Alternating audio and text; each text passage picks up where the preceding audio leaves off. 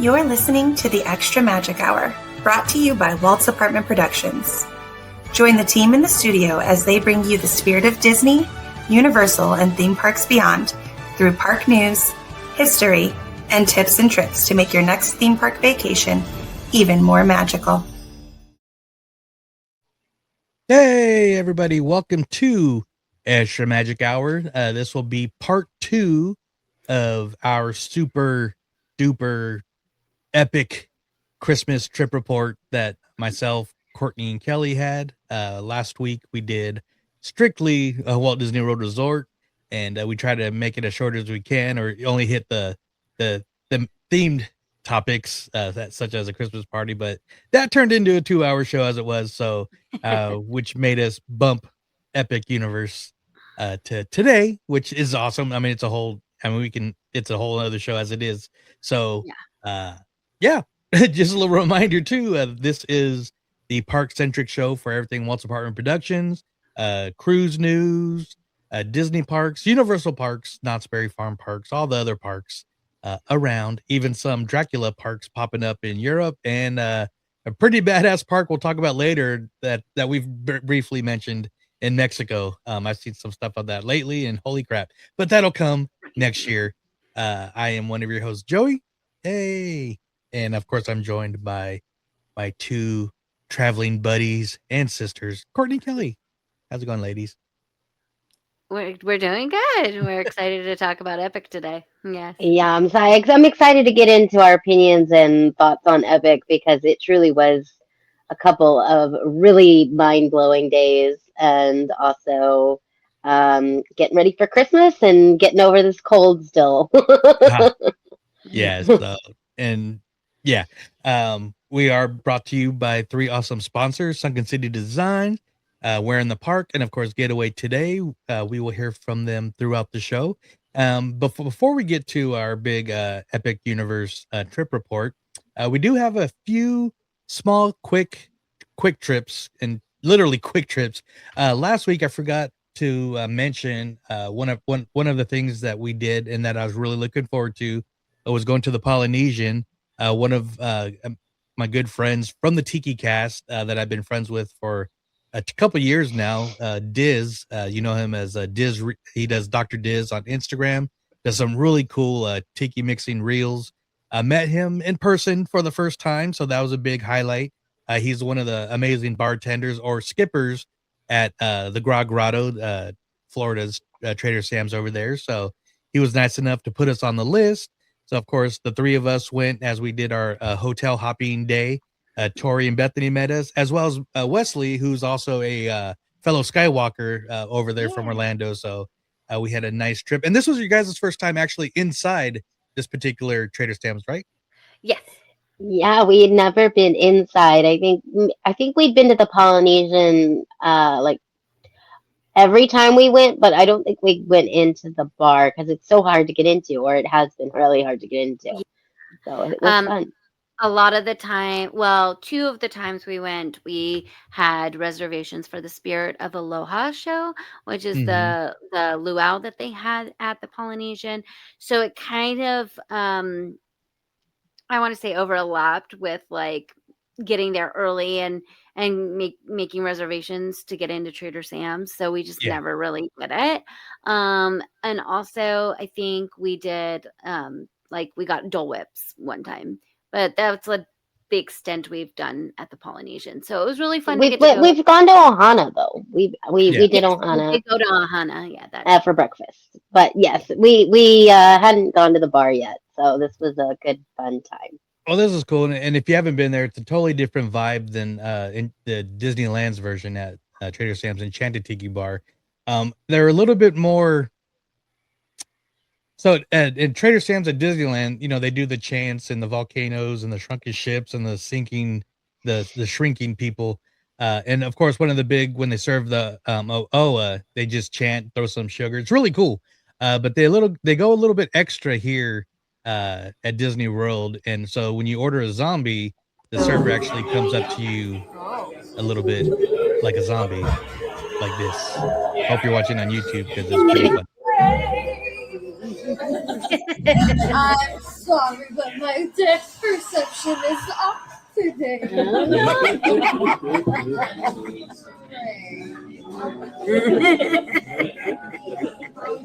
So She was Our- so fun. yeah, and of course, we had one more, but this is one of Tori's. That was Tori got the zombie. Bethany got Yeah, the Bethany got the. Yeah, the hippopotamus might Which- die. also had a nice little interactive show. Over here. Oh, hippo, you're looking for a hippo, my friend. Oh, well, you must left the hippo gates open. We're driving with 2 shots of rum.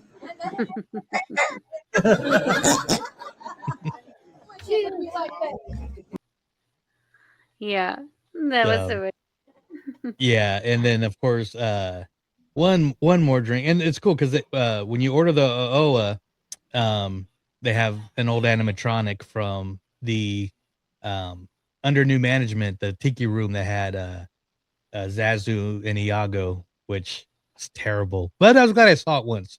But one of the things I like, they have a special pearl drink, and I gave Courtney the pearl mug because this is, I mean, for the price, it's a plastic mug, but it's pretty awesome. I think we're going to double it as a Life Day orb next year to match mine. But this is how you get it from Pearl, the clan that's in the corner of the bar. Wait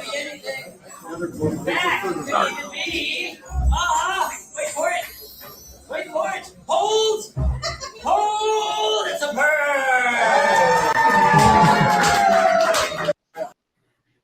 So Yeah, I was gonna say, like, I have been in Disneyland's Trader Sam, like inside, and they do make a big deal about the OA there too, but they don't have the animatronic they do in Walt Disney World. So it was fun to see that being a bigger spectacle than what is in Disneyland. Oh yeah, absolutely. And I actually found the food quite good as well. We ordered good. some little appetizer.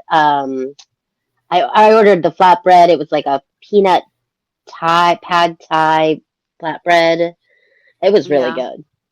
And we had the tacos. The Kahlua pork tacos. Yeah, the Kahlua pork tacos. Those are That's so what they good. were. Yeah, that's my go-to. So good. Yeah. And that is definitely different from our Trader Sam's, because our Trader Sam's has food, but nothing quite like that. Yeah. So once again, shout out to Diz. This is him here if you're watching on YouTube. So if you're ever at Grog Grotto and you see Diz, say hi. Tell him that Joey, Courtney, and Kelly from Extra Magic Hour, and of course Joey from the Tiki Cast says, "What up?" Hello. Yeah, he was fun.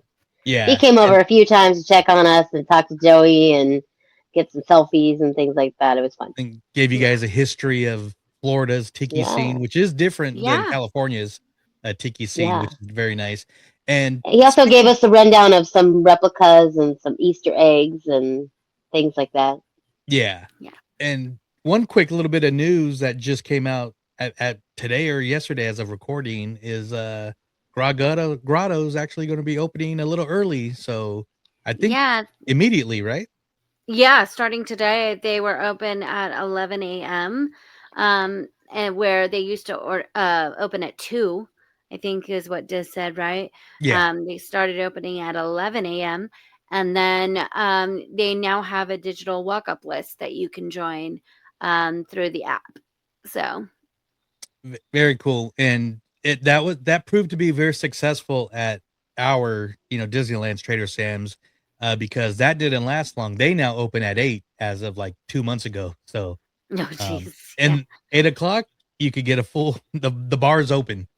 Yeah. It's 5 o'clock somewhere. It is. It's 5 o'clock somewhere. I mean, and just have a mimosa. Yeah, exactly, mimosas. And the digital walk-up list has been greatly appreciated too, because trying to get a reservation for Trader Sam's through the Disneyland app or like the Disneyland website, like it was always gone. So having the walk-up list, it definitely is a game changer. Yeah. So once again, big shout out to Diz and Trader Sam's Grog Grotto. And just a few days ago, one more thing, you guys did your return visit to the Disney Studios for a very fun event. Yeah. Yeah, we And left our 2 hour recording and went to Burbank and we went to the Jolly Holiday Studios. yes. It's our favorite event of the year. It's the last one of the year. Well, not really last one because I think this weekend is the Home Alone on the road, Chicago. And But remind the listeners what it is again, please. oh, that's an in what the Home Alone one?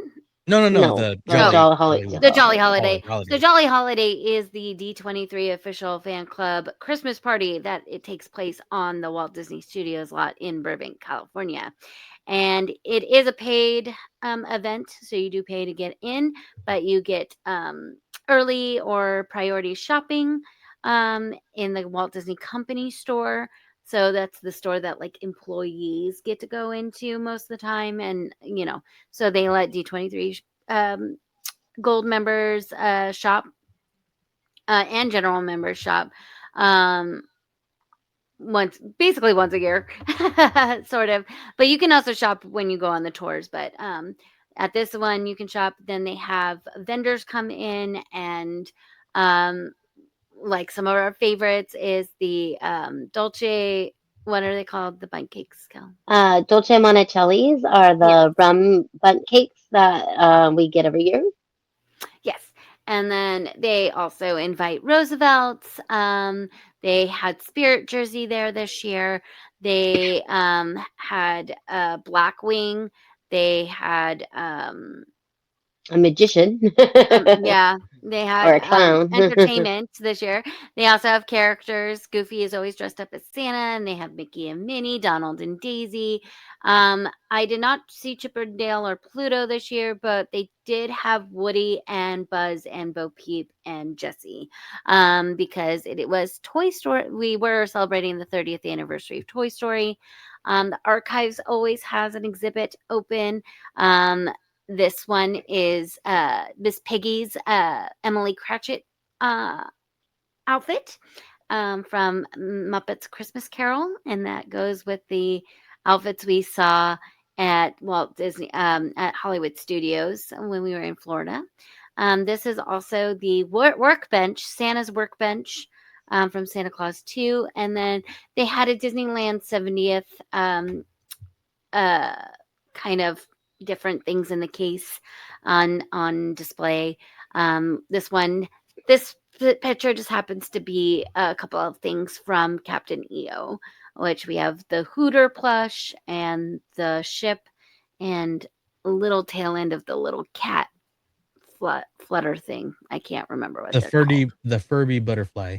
Yeah, the Furby butterfly. So, I mean, yeah, we got to meet Jessie. Nice. It was fun. We ran into Marco Vargo, of course, and yeah, we talked to him for a second. He's always moving around and saying hi to everybody. We met Bo Peep, and Our friend Drew we was saw there. our friend Drew, who works as a tour guide at the Walt Disney Studios. He is great. I had to get a picture with my Jonas Brothers. They had a bunch of stuff for the Very Jonas Christmas movie. If you haven't seen it, it's amazing and so funny. And this was but that was the stage. Yeah, but Courtney actually did win this year. She won a Stitch card game that they were actually selling at one of the vendors. So we won the game. We didn't need to buy it. Trivia question. Yeah, so we really had fun. We got lots of stuff at the store. So including this, what I'm wearing right now. So we had a very good time, and it's always a good one. There's always snow and Christmas tree lights, and it was very similar to last year's event. So if you can imagine Joey going again in this year, it was pretty similar. Yeah, and I didn't go this year just because it was too close to the right after we got back of our trip. But yeah, I'll be going to the rest. And how many have you guys gone to? Would you say? We've gone to since they've had it? Well, Yeah, we so missed they've had one it. year, but I think they Oh, started yeah. in 2014, and we went to that one. That was the first one we went to, and we've gone to all of them except one because we had Nice. a makeup class when it happened to be announced, and that was like kind of sort of during COVID, like at the end Okay. of COVID, like Yeah, reopening I from think COVID. it was like 21 or 22. Might have been Yeah, 22. which I was really mad because that was the year the ornament was Muppet Christmas Carol. Of course. Of Yeah, course. and the cool thing about this, obvious also too, is Disney's really involved with Toys for Tots. So there's Yeah. little Toys for Tots collections all over the place. There's a main collection area, but they do have the tubs all over the studio. So that's very cool. Yeah. Oh, this year, they did have the Toys for Tots, and you could donate whatever toys you wanted. But they had Build-A-Bear come, and Build-A-Bear donated 2,000 bears. Wow. And what they did was they asked people to come and build the bears. And so I got in line because someone on the stage said that they were so close to filling their quota, but they needed more people to go build bears. And I didn't know what that meant. I didn't know if I had to buy a bear. I didn't know if I had to go over and do something. So I went over and I got in line, and they had the bears pre-stuffed.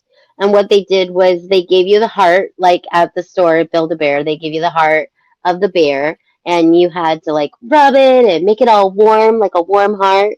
And then you make a wish for a kid that's gonna get the bear, because Nice. you're gonna donate the bear.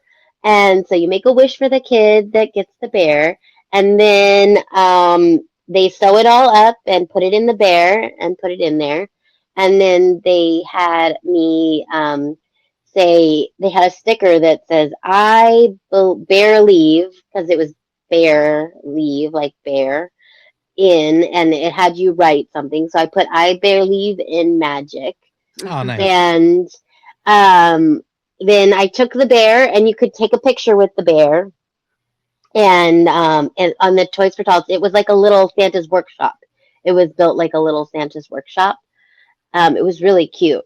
And so I took a picture with the bear. I put the bear in the box to donate, and then I got a Toys for Tots pin Oh, nice. for participating. So It was oh, good.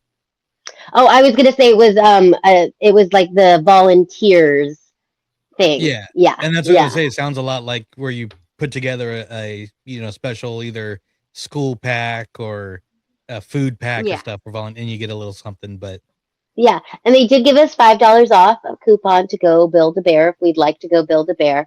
And the only reason why Courtney didn't come build the bear was because we had a lot of stuff that we had bought, and she was watching my seat, and I had overheard them say, "Oh, we just ran out of bears," because I was gonna go switch with her so that she could go build a bear. But that's the only reason why she didn't build the bear, is because they had filled their quota of the 2,000 bears. But I'm sure they did this with all 3 employee nights too. So I'm sure there was lots of bears donated. Yeah. that's very cool. Oh. Yeah. But that means there was more than 2,000 people at this party. True. Yeah. Well, right on. At Well, Very least. cute. thank you guys for sharing. It looked like an awesome time. Yeah. And I look forward to the next one. So let's get into Epic Universe. But before that, let's hear from our good friends to find out how you can get over there. Yeah. It's been a great show so far, but who's ready for an ad break? Did you know that the best way to keep our shows going is by supporting our sponsors? So let's get to know more about the travel experts at Getaway Today. They've been helping to make vacation dreams come true since 1990. And whether you want to visit the happiest place on earth or to travel to Orlando for a most epic adventure, they are there to help. Are you trying to find out which hotel is your best option or which theme park tickets will work best for your visit? Are you concerned that you might need a last-minute change?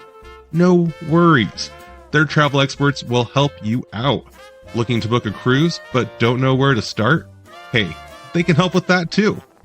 They will find the perfect cruise for your vacation, whether it's your first time or you're a well-seasoned cruiser. When you book your cruise with one of the Getaway Today experts, you will have a dedicated agent to help you every step of the way. They take care of the details so you can have the most fun.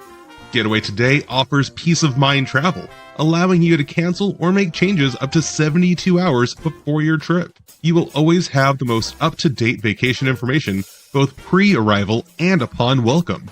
Getaway Today guarantees the best prices, with no hidden fees, and every time you book through Getaway Today, they will donate a portion back to a charitable organization in your area. And so far, over $4.5 million have been donated. So go ahead and dial 1-855-GETAWAY, that's 1-855-438-2929, and be sure to tell them that Walt's Apartment sent you. Or just click the link in our show notes for more information and the best deals to start your Disney, Universal Studios, or cruise vacation planning. What I'm trying to say is, if you like to travel, check out Getaway Today. Alright, so now it's time to get back to enjoying that view from Walt's apartment. Let's get back to the show. Yes, definitely check them out, especially as we enter the new year. Ticket prices are changing and entrance times are changing. A lot of things are changing, so I definitely hit them up. And I really wanted to get that ad in early since I waited to the very end last week of the show. But, you know, it makes sense. So I figure we start off, because we did go to Epic Universe for 2 days. So I figure we start on the first day. And what we can do actually is we'll start in Celestial Park, and we could probably go both days if we want, and then maybe we'll hit the portals at a time. Just keep it all cohesive. I think that'll be easiest to be cohesive. Yes. I mean, we got to start at Celestial Park because just the entrance to what was it called? Kronos is the main the Kronos. The Kronos portal, which is behind us here in the rainy morning. It did rain on and off. I do have to say that was a blessing and a curse, I think, because our first day was not very crowded. And also the wait times were not too bad. And I think that was because it was raining off and on all morning, but it cleared up in the afternoon and it was beautiful. Yeah. And then Thursday was a little more crowded. So when we're talking about our days, Thursday was definitely the more reality day. And I think Tuesday was more of a fluke day.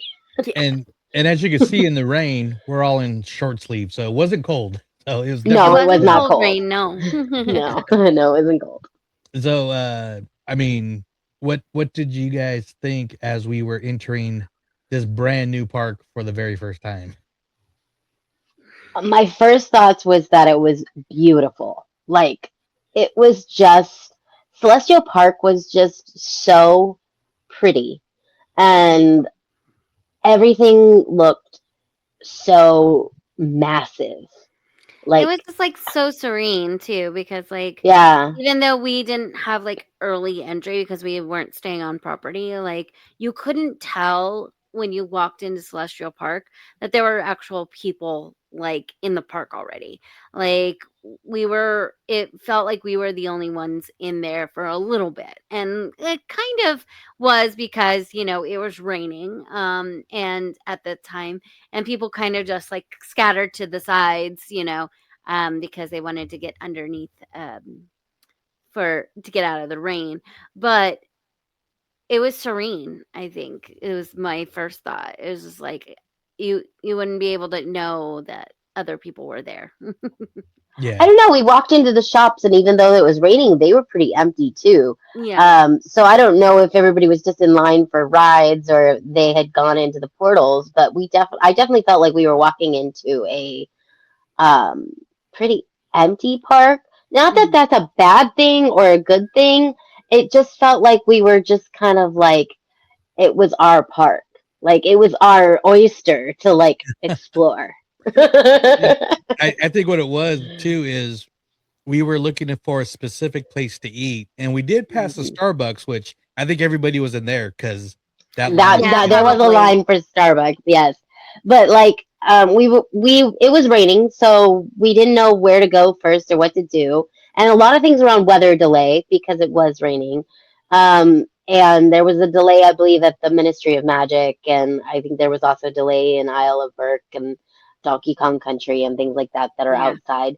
So we decided we needed breakfast. So I said, well, the only two places that I know do breakfast besides Starbucks are Oak and Star Tavern and the Harry Potter land, or the Harry Potter Battle and Ministry, the little cafe in there.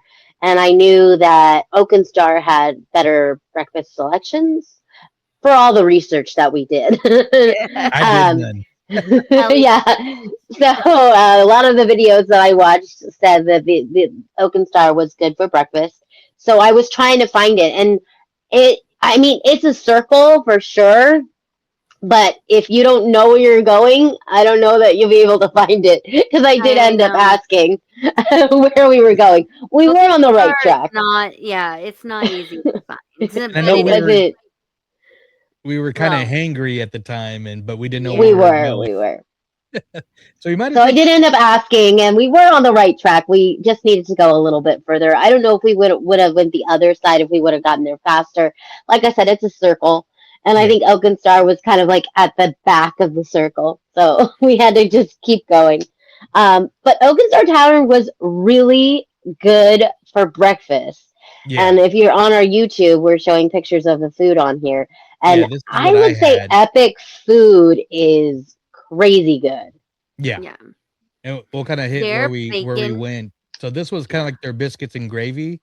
And like I said, if you're watching on YouTube, so it's a really good. There's like 4 biscuits, not just two halves from one.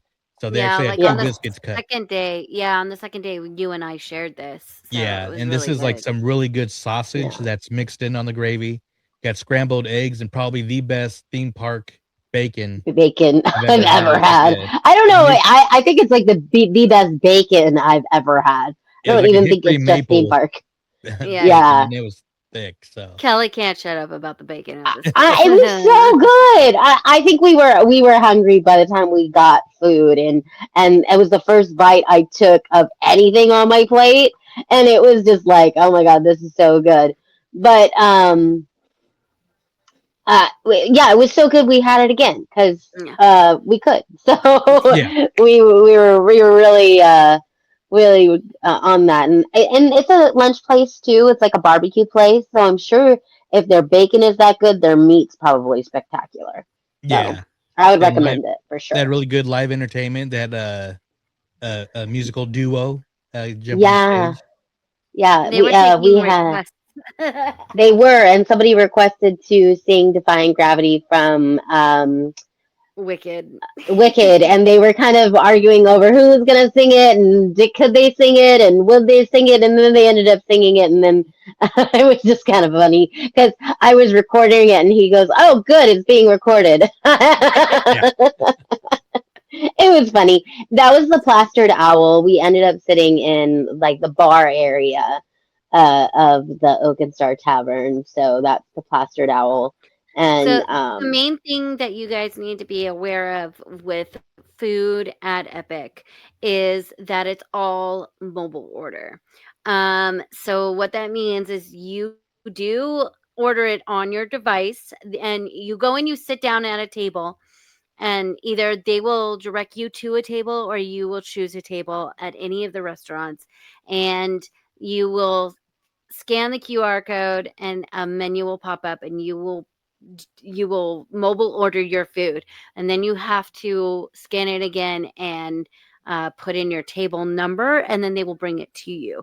If you have any allergies, this is where it gets a little iffy because you can't modify it on the mobile order yourself. You have to put in the order and then say that you have an allergic reaction to something. And then they will come over and they will delete your order, and then you'll have to reorder your food. So that's the only downside. They'll modify it for you. Yeah, but they have to completely delete your order though, and you have to basically reorder it. So that's the only downside, but it does go really fast. I mean, the second day we were at Pizza Moon and there was a really long line outside, but like to get a seat, they made it go super, super fast. And we were able to mobile order our food in line. And by the time we got to the table, and put in the number, they were bringing it to us. So, like, it is a faster way of doing things, but you do have to remember, like, a lot of people were confused. And so when they were sitting down, they were like, do they, like, at the Oak and Star table, there was tavern, there was a lady that kind of like tapped us on the shoulder and was like, how do they come over to you, or like, how do you do this? So people still don't know that it's mobile order only. And my app didn't work. Optimus Prime popped up and gave me the main Universal website. Yeah, I don't know. You Android user, it doesn't like Android users, apparently. I don't know. It likes 5-year-old phones. But the cool thing too about the Pizza Moon place, don't get intimidated by the line, because they have teams of people that are cleaning up the tables as fast as they can. They got their little headset, so they're like, go to the guy holding the sign with the 5 and stuff. So it actually, like Courtney said, it went by really quick, and it was like brick oven pizza. It was delicious, and it was good. It was good. Yeah, it was very shareable. We all the 3 of us shared a pizza. It was called the Space Cowboy or the Cowboy. It was I think it was called the Space Cowboy. It was a barbecue chicken pizza with barbecue chips on it, and like, hear me out, because it was good. Each slice had a chip. Every slice had a chip. We shared a salad. It was very shareable, very reasonable to do there. And Pizza Moon is in Celestial Park, so it's good that we're talking about Celestial Park. Yeah. We ate there on our second day for lunch, but yes, Pizza Moon was very good. And also, if you can, go to Frosty Moon, because that ice cream is amazing. I had what was it called, Kelly? It was something with cheesecake bites in it. You had cheesecake flavored soft serve with strawberry cheesecake bites on it. This was amazing because it actually had like real pieces of cheesecake in it. It was really good. Tasted really good. What'd you have? And mine was coffee soft serve with Oreo cookie pieces, I think. Yeah. Okay. And this little area was kind of cool because kind of like next to it was like a tiki bar, pretty much like it was a walk up daiquiri bar. And one thing that we noticed too is there's just random tables around the whole Celestial Park. They're like, oh, let's go have a seat. So that was very convenient, I thought, because it's wide open. And that's because I was actually watching the documentary about Epic, and they said that like so much story and so many things are happening in the portal. They wanted Celestial Park just to be a calming place where you can go and relax, and like nothing's going to come up to you. So like the monsters from Dark Universe don't come out of Dark Universe. So you're not running into things. And I think originally there was going to be some like gods and goddesses, or things that represent characters that represent Celestial Park in the land. A lot of Greek mythology. Yeah, I mean, unfortunately, we didn't see any of them. We did hear a band playing while we were eating our ice cream, but I don't know if it was just never the right time, or they just haven't brought them out yet, because I don't know if they were there on opening day either. I know they were part of like the opening ceremony, but I don't know if they actually got put into the land per se. But that's one thing we didn't get to see, is the atmosphere of Celestial Park. But it is a very calming space because they want you to go and take a break from what's happening in the portals. Yeah, and they truly want you to do that, because like there is a whole like stadium seating like area where you can just go and lay down and have a seat, or grab an ice cream and go have a seat on like a lawn type situation. Yeah. In front of the fountains. You're watching the fountains that are in the middle of this. And the fountains go off every few minutes, and there's like little fountain shows during the day. But I think they achieved this serene calmingness of Celestial Park. I really thought I saw myself, if I lived in Florida and had an annual pass to Epic Universe and could go multiple times, I would be in Celestial Park all the time, just vibing. And I really want to try the one of the main restaurants which was the Atlantis one. Yeah. The believe? Atlantic. The Atlantic. Atlantic. And there's Yeah. it's bunch of huge windows that overlooks like the fountains and pretty much faces like the Helios, which is on the backside of the park, basically. And then the Blue Dragon, which is the Yeah. Asian fusion restaurant.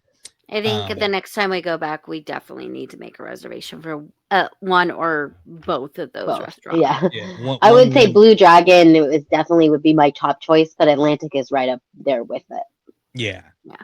And there is 2 main attractions in Celestial Park. We pretty much started and ended our epic universeness on the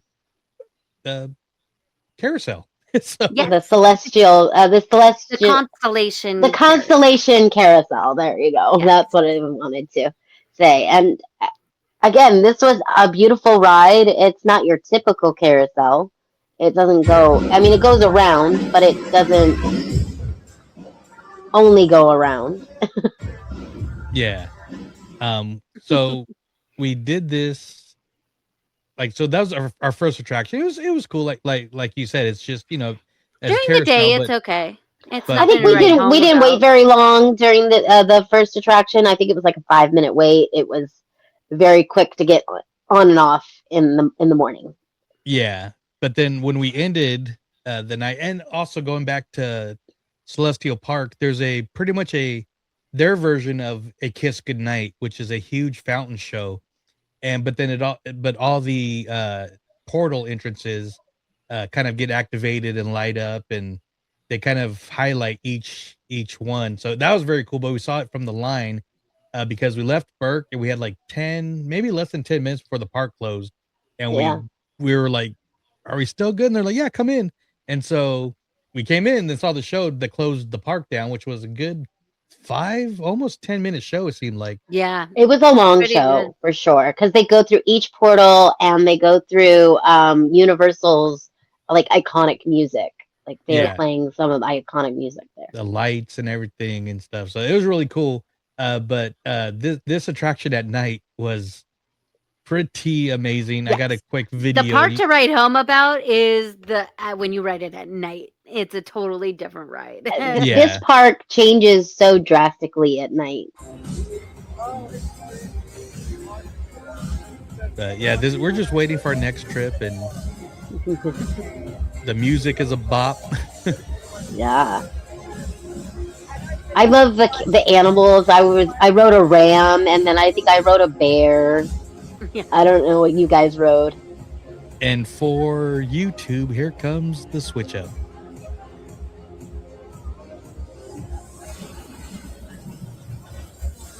Remix. They all spin around and start going the other way, and then so they move from the bottom of the floor, which is spinning, but then there's also other mini circles inside the main circle. So like the first time we went on, I think me and Kelly were on just like stationary ones, but then Courtney was inside one of the additional moving ones. So she kept. We were like, well, we want to do that. But I thought really cool. I think having a carousel that's not your typical carousel is really fun. Yeah. And then the other attraction is Stardust Racers. Yes, this is the big roller coaster attraction. Yeah. Now this is the only attraction that I had an issue with being more plus size, because the restraints were very not friendly. But I rode it. I did. I rode it once, but I probably wouldn't ride it again. The restraint is not my favorite. Yeah. It hurt. And it was a hell of a coaster, though. So it's supposed to run lots of airtime. Yeah, it's supposed to run simultaneously. The one after us, I think they had a long load time, so only one car went by itself. But for the most part, it pretty much stayed, which is cool because you're barrel rolling over each other throughout the attraction. I thought I had the video, but maybe I didn't do it on Facebook. But Me and Courtney rode it at night. I mean, at night it was gorgeous to watch it look like a shooting star for sure. Everybody who says that was their goal to look like a shooting star, they have achieved that. And it was incredible to watch you guys launch and do all of that stuff. And I heard you screaming, screaming my name. When the takeoff, we were going by where you were sitting, and I just as loud as I could, "Hey, Kelly!" I heard it. I did. I was like, One thing I'll say though is like we all went different angles where, you guys like, and I'm not, people are different, but you guys like to research stuff before you go, and so you guys kind of knew what was coming up on certain things. I pretty much came into this thing almost blind. I did see. I'm still going to call them the blue sky level of like the animatronics from Frankenstein, but for the most part, I didn't see much. I saw a little bit of the toothless roller coaster, but I knew nothing about this. So when we're in line, we're about to board, and the train pops up, I'm like, "Is that a flux capacitor in the back of that?" And Courtney's like, "Yeah, it's one of the Easter eggs." I'm like, "Holy shit, that's awesome!" That was cool. That was one of my favorite little features of that. But I thought it was amazing. But like you said, hanging around Celestial Park, it's just. It would feel weird to pay that much just to relax, but I would do it. I truly get that. And also, like, not only is this park beautiful during the day, but it is so beautiful at night. And Celestial Park, I think it's always kind of lit up and it kind of lights up and it changes everything. But because it was Christmas, there was also Christmas lights and Christmas garland. And so, like, I just felt like it was, like, extra lit up and extra beautiful for Celestial Park.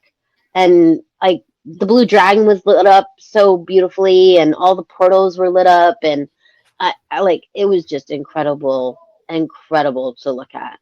And it almost felt like a dreamland because, like, it was, like I mentioned, it was very, like Greek mythology, but that at points it also felt a little steampunk mixed in with it. Absolutely. And so like look at the Helios is like I felt like I was looking like at a steampunk Greek Bellagio, which put me like in a little dreamscape, which I think is what they're kind of going for. Yeah, I think that's exactly what they were going for, honestly. Yeah. And unfortunately, we didn't get to go inside the Grand Helios, but oh my gosh, that's we just made at a time. We would want to do in the future to just kind of check that out. Yeah, and I think we could get start with the portals, but one thing I want to say again, like kind of like a Celestial Park and the design of this park is if the feeling of it didn't feel like a park that was trying to be a Disney park, which a lot of people go through that whole like spoke and wheel design and this is what Disney did, so that's what we're going to do, and so I really applaud. I don't know. I feel like it kind of had that a little bit, but you had to go further to get to the portals. You know what I mean? So and I mean, it had the lands and stuff, but but it just felt like it's kind of like they went outside the box. Yes. Yeah. The design. It definitely felt original. It felt like no other park that I've walked into, not even Islands of Adventure or Universal Studios in Orlando or Hollywood or anything like that. It felt so original. And I actually thought that we would be able to see all the portals as we walked in. Like, I thought that we would be able to know which sides they were and, like, actually, like, see it all in front of you. No, they're pretty much hidden. Like, you cannot see the portals until you walk up on them. There's obviously signs. And, like we were saying, we were trying to find the Oak and Star Tavern. There wasn't any sign for the Oak and Star Tavern. But there are signs for, like, Isle of Burke this way, or Dark Universe that way, or Battle of the Ministry that way, or there's the Super Mario signs, but that's all that they tell you. Yeah. So. But you don't see them when you first come in, so you are completely overtaken by the Celestial Park of it all and the expansiveness of it. But you do eventually see, oh, okay, that kind of is giving Dark Universe vibes over there. That's like the castle. or that's Super Mario's, that's Super Cartoon over there. Like you eventually kind of figure it out, but getting your bearings is kind of a little difficult because you can't really see the whole park from where you're standing in Celestial Park when you walk in. Yeah, and then, of course we mentioned we didn't mention well briefly, but there's the one big main store that has pretty much everything. Then there's a smaller version of it across, but then the Starbucks. So of course, the smart thing is first thing you see is shops, and the last thing you see is shops too. So Oh yeah. We um, still always ended up in a find lot of gift shops. Oh, yeah. We still ended up in a lot of gift shops. so yeah, Celestial Park, just the design, everything was just great, and then we'll start hitting the portals. So I figure we'll hit our favorites last.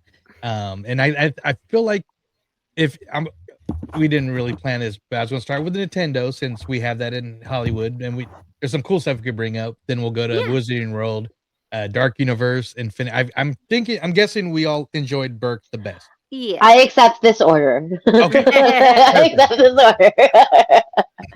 I accept it too. It's fine. Perfect. Yeah, so of accept this course, and this will be the first portal you'll see when you're walking into the left.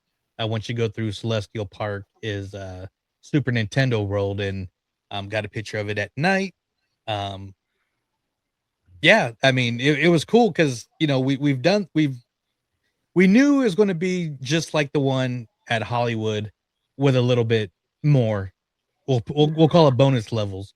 I mean, it definitely it does feel massive though when you walk in there, because you walk in and you have the escalator that takes you up the warp pipe, and you actually go in on the second floor of the castle, and everything's like down below you. And there will be elements of fun soon.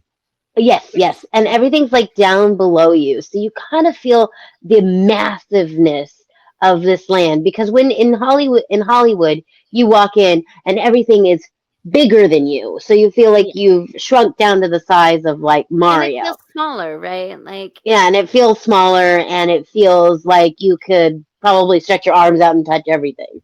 But this one, you walk in and it's like you're in the video game. Like you're just dropped in, and you're like, which way do I go? What do I do? Exactly. That's how I felt the difference between the two. Then you walk down the stairs, it feel even smaller. Yes. Which is great for kinetic, and of course there's great kinetic energy there, but just for the brain, messing with your brain there. Right. So going up the escalator, showing up now, like you said on the second floor. We will do a caveat is we forgot our power-up bands. Yeah. So don't be like that. Take your power-up band. Yeah, if you have a power-up band, take your power-up band. And if you love the land and you really want to spend time in the land, I do recommend a power-up band. Mini games, yeah. Because we had already been on Bowser's Challenge, and there was a really long line for that. It was like 90 to 100 minutes, I think. So we were like, we don't need to stand in that long of a line to ride a ride we have. So we focused on the stuff that we don't have. But if we had the power-up band, we may have spent a little bit more time in the land. Yeah, because there are different mini games than what we have in Hollywood. So I would have liked to play at least some of the mini games just to get a feel for them. But we did go on Yoshi's Adventure, and we did go on Donkey Kong Country. So Yoshi was pretty much like a Yoshi mini people mover to look for 3 eggs. I'm actually kind of glad we don't have this this ride at Hollywood. Not for any reason other than like it's really slow. We waited about 55 minutes on a slow day. Like Tuesday was our slow fluke day. No, it was only 25 when we got in there, but it did seem longer because it seemed a lot longer than that. Was it? It was like, was it 35? I think it might have been 35. I don't know. I put the really cool thing about the Universal app is you can make timers and alarms for when rides go under a certain time limit. So I don't remember what I had put on Yoshi's, but it was either under 30 or under. Okay, so maybe it was longer, but it felt long. it was a slow unload process. It was the line wrapped around the forest, and you went up into the trees, and it was like unnecessary, but but beautiful and It was immersive beautiful too. and beautiful. But I don't think I would wait more than 10 minutes for this ride as And, you go through. and one thing we found out that the main sponsor of Epic Universe is Stairs. Brought to you by Stairs. Brought to you by Stairs Stairs. everywhere. Everything has stairs. Everything Every has ride stairs. Has stairs. Every ride has stairs, and they But kind of look at you funny if you ask for an elevator.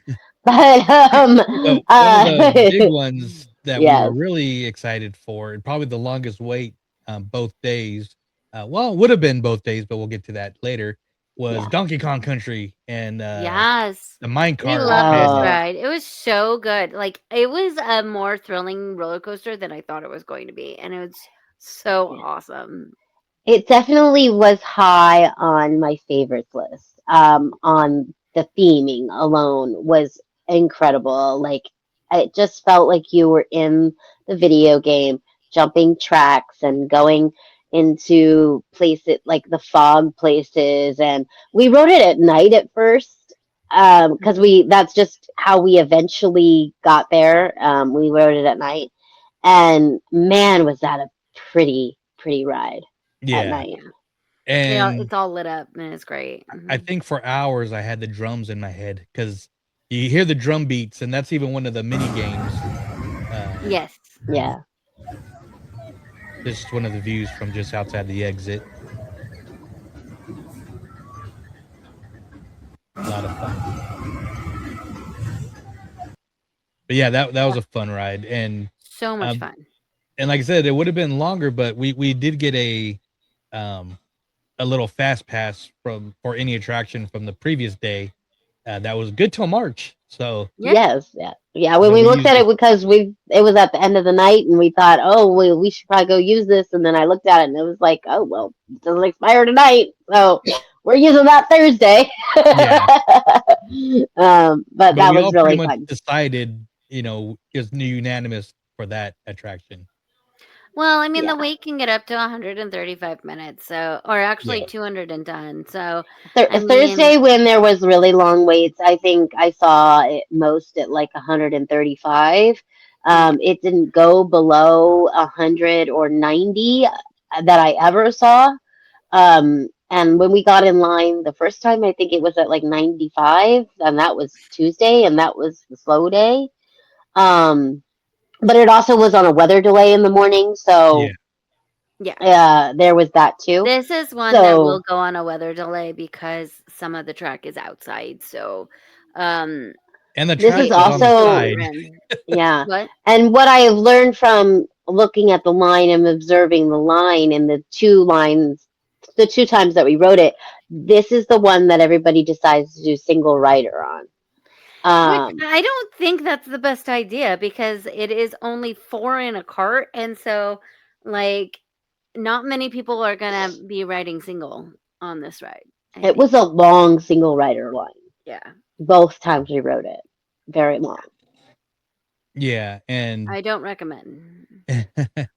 But there's even fun animatronics in the line. Yeah. So like a little bit more than halfway through. Cranky Kong. It was Cranky Kong. We love Cranky Kong. And is that Rummy the pirate parrot? No, he has a different name. Oh. But I don't know. I don't remember his name right now. But yes, Cranky Kong, and we were in the queue for quite a bit of time on the first day on that one, and the Power Up Band made a golden banana appear, and lots of things to do in that queue. Very cute. And cool animatronics in the ride too, not just in the. That's why I was sad when we forgot our Power Up bands, because you could do stuff in the queue with them, and I was like, dang it. Yeah. But one more thing that we were very big fans of was a very random snack. Oh yes, that popped I wanted up. to try this snack so bad. The Bubbly Barrel is the place that we got the snack at. It's the only thing they sell. They sell it in float form, whip form. Yeah. So And it's delicious. it's very it tastes like a banana runt. If This was anybody the best remembers what thing the like runts, ever. yeah, I love it this thing. was banana and pineapple soft serve, with pineapple soda, not juice, pineapple Yeah. soda on the bottom with a waffle cone bowl on top and caramel popcorn And on toffee top of and toffee bits on the bits. So soft serve. good. It Yeah, was Courtney's like, very I gotta good. try that. Kelly's like, I don't know, I don't like banana, and all three of us devoured this thing. Yeah. So Yeah. I was like, this thing needs to come to Hollywood. Like, serious. Yeah, but it doesn't make sense in Hollywood because we don't have Donkey Kong Country. But I wish So that they would bring it. And this so we need year, So to get bring us Donkey Kong Country. so if you're watching on YouTube, we're showing the picture and Courtney has it, but you can also get it with, of course, a souvenir barrel mug instead of this plastic mug if you wanted instead of to. the But classic cup. Yeah. and this was a warmer day, so this actually hit the spot this Yes. time in the day Yeah. when we It was had it. nice. But no, that was very cool. And one thing, like, so you could go through when you enter the portals. Most of them, except Mario, is you can go out of them or there's side entrances. Mario or Super Nintendo, you can't do that because of the escalators. But Yeah. it Like the lets you entrance out. is upstairs, the exit is downstairs. Yeah, and it lets you out on the side, Yeah. and then you come up to this Mario statue next to the That was so store, cute. of course. So It's a Mario coin fountain. yeah, so I got pictures of this at night too when we left, but you guys had ice cream on the mind the first day, so that's why that's not there. But Yeah. Sometimes we had food on the brain and Joey would just wander off and video things. Yeah, It was fun. I was in video mode. I mean, again, this whole park, you'll see a lot more of it, was just beautiful. I didn't even show like the Helios like at Yeah. night stuff, but Yeah. very cool though. But I think we should move on to the next portal. Yeah, so we're going to go across kitty cornered, almost diagonal. So if you're walking into the entrance, this will be the second portal on your right side, and it's the Ministry of Magic. Yeah. So, and this I thought this was going to be my favorite portal, and honestly, it's not. But I think that's just because when you walk in, it just feels kind of like a street in Paris. But I do kind of feel like I was transported to Paris. Yeah, so for those that do not know, this is the third Florida Universal. Each park has its own Harry Potter Wizarding World land, and this one's based on Fantastic Beasts, the Crimes of Grindelwald. When you hit France is a very big part of or Paris. I think the big issue for me is everything's in French, like all of the store names, which is fine because you're in 1920s France, but everything's in French. A lot of the things that you can do, especially if this land is on a weather delay, because let me tell you, if it's on a weather delay, that circus does not play. But the only thing that you can do when it's on a weather delay is the wand activations. And again, and shop. We don't have an interactive wands. We didn't get to partake in that. But I will say the two main attractions in this land are amazing. They are breathtaking. The queue alone for the Ministry of Magic is insane, and it's gorgeous inside. So we'll get to that stuff soon, because I kind of want to end with the highlights, but it is very well detailed. Seeing like a French version of Quidditch. Yeah, we saw the Moulin Rouge a little bit, actually. Yeah, I think it's modeled a little bit after the Moulin Rouge. And I did see the students roaming about. We didn't get to interact with the students, but we did see them. A few videos, yeah. Yeah, you got a few videos of them, but we weren't really interacting with them. You just kind of were filming them as they were interacting. we did go to the cafe and get the butterbeer and the butterbeer crepe, which was super good. Um, I enjoyed the butterbeer crepe immensely. I'm really hoping that they bring this to Hollywood, but of course, again, not in universe because ours is not in Paris. Ours is in Diagon Alley. But um, I thought their butterbeer tasted just the same as our butterbeer, but it It was does. really, really good. It does. It's just I Yeah. would say that like having the butterbeer crepe and having the butterbeer drink together is very, very sweet and kind of cancels each other out. So like for me, I got way too much sweetness. Well, But I I will don't know that you're say supposed to drink the butterbeer with the crepe. That's just kind right. of what I wanted at the moment. Yeah. Yeah, I get that. So don't do that. and one thing I was kind of wondering too. There's a little bit of street mystery. Here's the students Mm. interacting with some of the guests, and they're just walking around and stuff. But it's hard to tell because the Wizarding World fans were dressed just as good as if they were part of the land itself. Yeah, True. definitely. Especially the girls' school. I always forget the name of it from the Goblet of Fire. The Bobaton schools, yeah. Yeah, but I saw like a Okay. mom and her little daughter were dressed just like that, and that was very cool. The thing I was going to mention is kind of going back to the confusion of the food was a lot of people were just standing like in the lobby in the cafe and not realizing you actually had to go to the side and around the corner Yeah, to I was get. even like, oh, how do I get in there? Like, Yeah, oh, yeah. You just kind of have to find your way. And a lot of people just kind of stop and just kind of go, what's going on? Usually, because we're like theme park goers, we're looking around in all the corners, looking around in all the crevices, and finally we find the opening. But yes, again, this was kind of confusing. But yeah, the buildings, I want to go back to as you're walking in are massive. yeah, Like they're so tall. And it just feels a little too big. And I don't want to say that because it's so completely immersive and it's so completely amazing. But when you walk into Diagon Alley or you walk into uh, Hogsmeade. Hogsmeade, it kind of feels a little more cozy and like more like you're in it and it's like around you.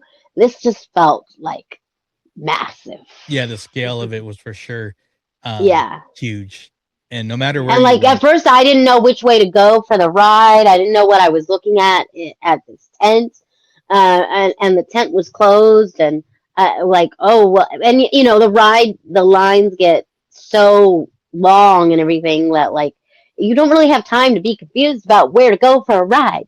And like Yeah. Courtney said, it's all in French, so you're like, what does that mean? Well, Yeah. we got there's two main attractions. There's the actual Ministry of Magic attraction ride, and then there's the show, which takes place in this little tiny tent. But of course, with the little help of some wizarding magic, the inside of the tent is massive, and So so big. is a really cool show that's really kind of based, like I said, a lot of this is based on Fantastic Beasts, which I'm a Yeah. fan of the series. I'm kind of sad that it doesn't look like it's going to continue, but that's another story. But so we did, after the rain finally kind of ended, we did do this later in the day, and I'll let you guys kind of break down the show. But I thought the show was great, not knowing Oh, what to it was expect. beautiful. I loved this show.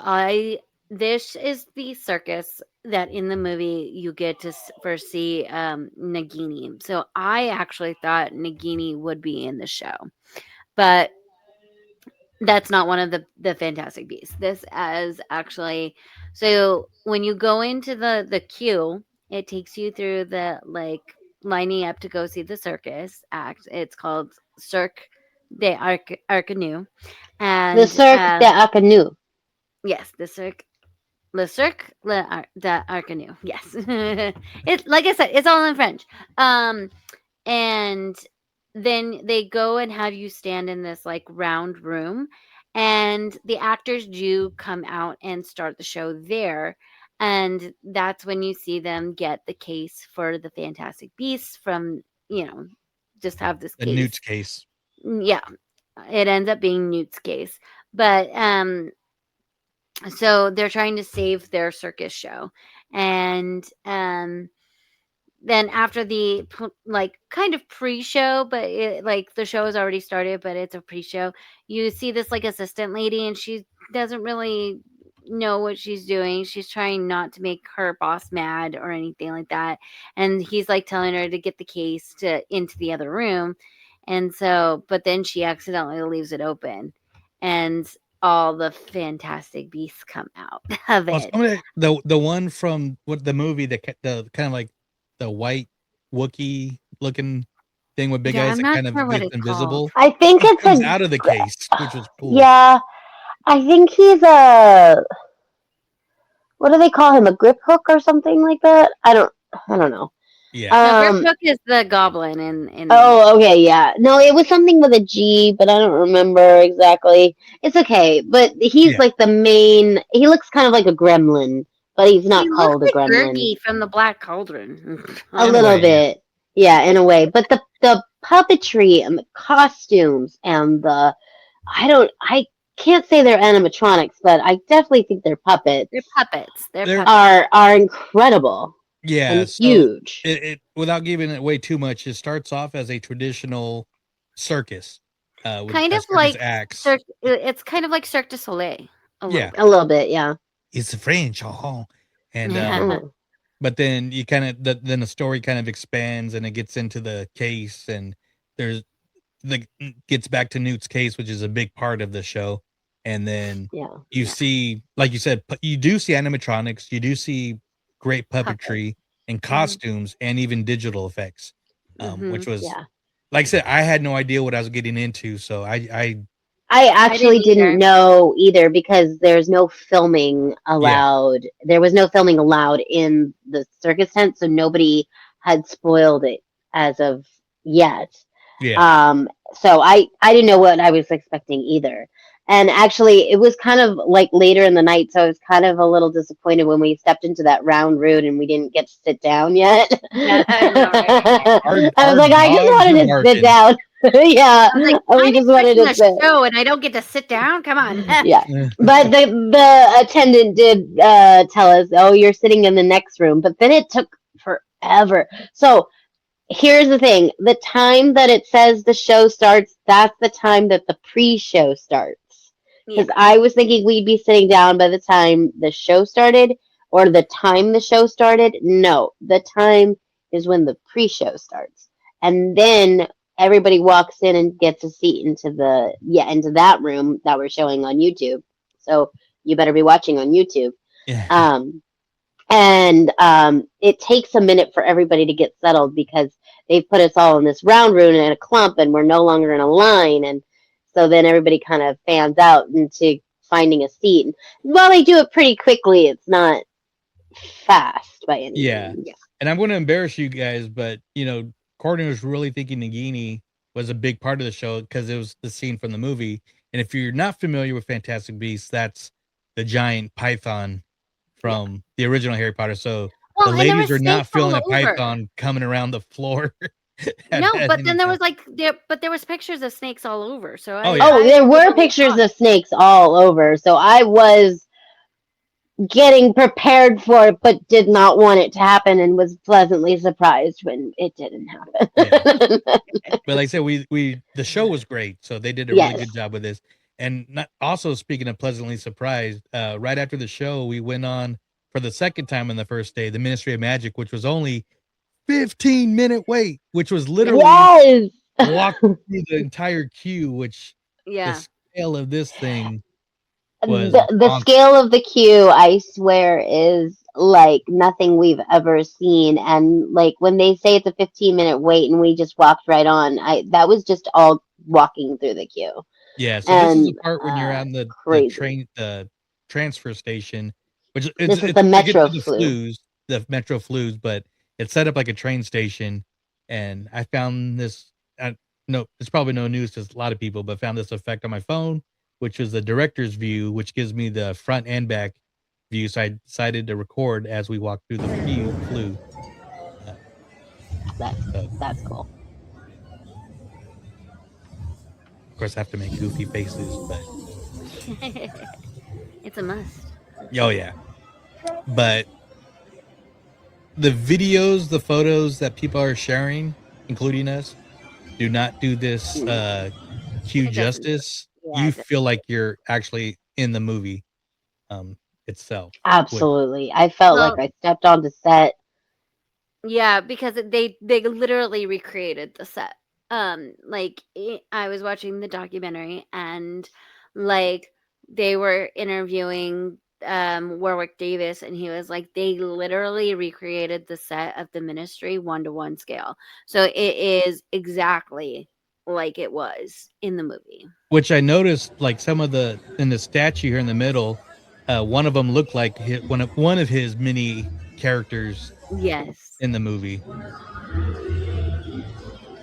But this is the main lobby of the Yeah. Ministry, which And yeah, and this is kind of where Umbridge is yelling at you that it's all your fault because it's never her fault. But yes, she yells at you. People come in and out of the portraits. The offices there are like people's offices, and there's like chairs and desks, and all the detail in those offices are incredible. And the big statue, oh, so beautiful. Yeah. Incredible. Yeah, and the funny thing is too, because they have only a certain amount of flues you go through, but there's a whole lineup on the entrance and exits, but there's most of them are covered and they say this, flue being swept or closed for sweeping. Yeah. But also, The thunder they and the do roof. stop you. The cast member or the team members do stop you, and let you go through the flue yourself. Like, well, they try to at least group together groups of people, because I walked through with you guys, but I think there was also a couple people in front of us. Well, so they try to make it small groups. Yeah, they do make it small groups, and they do like try and make it like tell you which one to go when it's lit up, so that you get the green fog effect when you go through it, so that you're not just walking through like one of the ones that just went off. So you're not going to get that effect. They make sure to direct you to one that's like lit up, so that you get that effect when you go through, because that really makes it to go into there. Oh yeah. Everybody's wanted to travel through flue powder since it was a thing. And you do kind of simulate that when you go on Forbidden Journey. You are traveling by flue, but this one is you're actually walking yourself through it. So it's really cute. So it's cool, and even like I got it in videos and stuff, but I don't have it right now. But even like the ceiling, it's like a night sky with clouds and a little bit of lightning here and there and rumbling and stuff. So yeah, if you've ever been to Las Vegas and been to the Venetian, and you're inside but you're outside, that's kind of the feeling. That's like how it is. And then through this, like, that wasn't the only room that they had. This was like the endless queue, basically. Yeah, this was the endless room. You're in there. We were like, there's another room, and like it changes color, and then there's more portraits, and then there's Umbridge's office. You go into a entire pink section of the queue. There's more stairs. You go upstairs. You go downstairs. You go around the stairs. Like it was no joke. But then you actually get on the ride. After a long time. But the queue's so detailed, and I mean so detailed, and we appreciate it, especially being friends with like We're in the Park and Russell Flores. He's a Skywalker, but he does a unseen, the details that are clear in your face. But I told Courtney, I'm like, they must have spent a year just tiling the queue. Right. From the green tiles all the way to the pink tiles to the purple tiles. Purple tiles, yeah.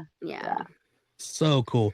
And one thing that whole interactive map that was in there too. That was insane too. The lockers, like Ron and Harry's locker and stuff. One thing I wanted to show, I started with the other one, but I forgot on this one real quick. But here's the portal into the land. Oh yes. So And you they kind each of have a walk little in and it tent. kind of feels like another park, like Yeah, almost like Central Park, and each kind one of. has its own little saying. Well, yeah, it's definitely like you're getting to like a metropolitan city, Paris. Yeah. So just the detail is really cool. But And the but wand up top. yeah, You just follow the wand if you want to go to Harry Potter. Yeah.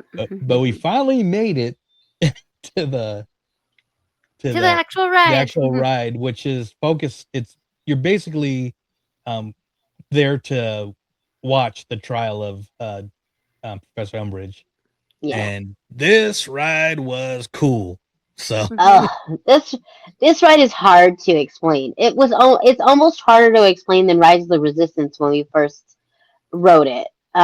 Because I feel like the queue is part of the attraction, and the attraction when you get on it, it feels very simple, but when you're on it and you're watching it, there's animatronics, there's digital, there's Pyro. pyro, there's all kinds of things that are flying through your face. You're trying to look everywhere, and it's so hard to explain. The storyline is that Umbridge is escaping, so you're following her, and um, You're trying to help Harry, Ron, and Hermione to capture Dolores Umbridge again, but there are yes, 3 Death Eaters that are trying to help her escape. So you're battling those Death Eaters as well as yeah. you do break into the Department of Magical Creatures. So some creatures get lost or get Other let out. creatures barrel through things and Yes. break things, and you will see it's a very familiar fun. Fantastic Yeah, Beasts, yeah. which You'll see again I some love. familiar Fantastic Beasts. But it's also it's a very sophisticated ride. So we had a glitch on the first time we wrote it, and I think a glitch on the second time we wrote Same it. thing. I think the third time we wrote it, it was a pretty clean run, but I think there was like a little glitch at the very At the end. very, very end, yeah. And this Very, is what very got us end. a free fast pass, Yes. Yes. or that we used on the Um, next day. But even yeah, the so scale of everything, the depth perception looked what they did made everything look massive, not like you're in a room. yes. Like it Yeah. looks massive. It looks like you're moving. It looks like you're moving forward, moving back, moving side, moving like in the elevator. And it's very cool how they did it. Like I couldn't even tell you how they did it, but the ride is just so sophisticated. It's such a cool ride. Yeah, Yeah. and like I said, we're starting with stuff that's like, we're saying that we had favorites, and so we're in no way are we saying like Super Nintendo and Wizarding World are Or not bad, our favorite. but the Yeah. detail. I mean, this ride probably was my second favorite.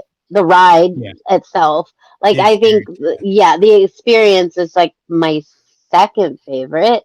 It might be my favorite, but we'll get to the other one that I have it tied with, kind yeah, of. But absolutely. but this ride was incredible. It's by no means not a great ride. It is Oh, an amazing ride. and land. Yes, and land. But the portal, I would say, we did less in. Like Super Mario, we did less in. Harry Potter, we did less in. I think Dark Universe and Isle of Berk are where we spent most of our time. Yeah. And that just kind of sort of happened. But not taking away from those portals at all. Oh no, not at all. No. They're amazing, and I think we'll move on to Dark Universe next. But before that, let's hear back from our boy Louis, whose website is back up. It's actually got. We found out on the live, the website address is slightly updated, where instead of Sunken City Design, it's Sunken City Designs. He was able to get the S. So Yay! let's check out. He bought the S. Sunken City Designs brings you art. Do you like art? I know I do. How about art based on Disney characters, like Mickey Mouse and the Oyster Thief? You know, that's actually from Alice in Wonderland, the best princess movie ever made. Also, we have some dwarfs that have their heads ripped off sometimes. Why? I don't know. It's because it's Sunken City Design. So go there, sunkencitydesign.com. Get yourself some great merchandise. You got posters and, I believe, clothes. Who knows? I got a cup from there, and it's fantastic. You like cups? Do you ever use those? I do. Go for it. Oh yeah, sweatshirts. Can't forget about those. If you're ever cold, get yourself a sweatshirt from sunkencitydesign.com. Also, Wall-E. You know, that's the best movie ever made. Second only to Alice in Wonderland. All right, if you also like Walt's apartment, they have merch for that too. Where? sunkencitydesign.com. Hopefully you've already loaded up that site and you're looking at it and you have some items in your cart. Go ahead and check out as soon as you can because the show's about to come back on. All right, everybody, we appreciate you. Yeah, definitely check out his website, get yourself some merch. And yeah, we love his art and what he's doing. Yeah.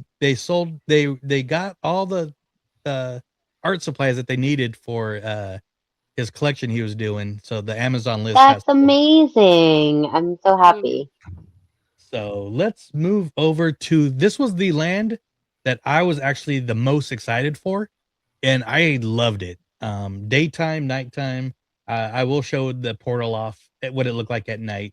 This was Dark Universe, inspired by the Universal monsters, but with a more modern take. So, yeah, I had to record this a couple times for memory card issues, but I was able to get it, and holy crap, this land, the detail was cool.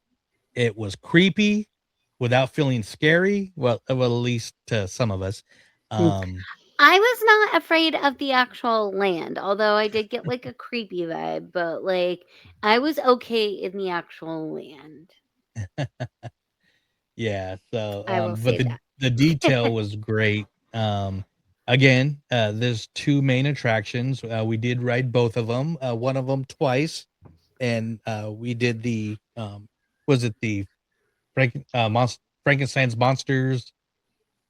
Monsters Unchained. Monsters Unchained, the Frankenstein Experiment. Yeah, and then the other one is the Curse of the Werewolf. I keep wanting to say Monsters Unleashed. Unleashed, because Unchained. Yeah, you said it a lot. Unchained a little much, but I mean, it's just Monsters Unchained. There's a little smoky well in the middle of the land. Here's I did really like the smoky well. That was awesome, and it looked.